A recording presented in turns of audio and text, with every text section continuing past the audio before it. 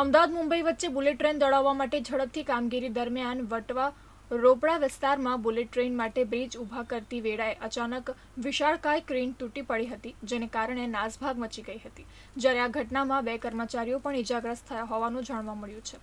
Bullet ટ્રેનના pillar પર મૂકવામાં આવેલી ક્રેન અચાનક તૂટી પડી હતી, જેને કારણે નજીકમાંથી પસાર થતા રેલવે ટ્રેકને નુકસાન થયું હતું અને મુંબઈ અમદાવાદ રૂટ પર દોડતી અનેક ટ્રેનોની અવરજવરને અસર થઈ હતી. માહિતી મુજબ ગત રાતે જ વડોદરાથી અમદાવાદ તરફ જતી 10 જેટલી ટ્રેનો ખોરવાઈ ગઈ હતી, જેને વિવિધ સ્ટેશનોએ અટકાવી દેવામાં આવી હતી. આ ક્રેન મોટી હોવાને કારણે અમદાવાદ મુંબઈ વચ્ચેની રેલવે લાઇન પર આવેલા ઓવરહેડ વાયર તૂટી પડ્યો હતો, જેના લીધે અનેક ટ્રેનો ઠપ થઈ ગઈ હતી. હાલમાં અપલાઇન ચાલુ છે અને ડાઉન લાઇન પર દોડતી ટ્રેન બંધ છે.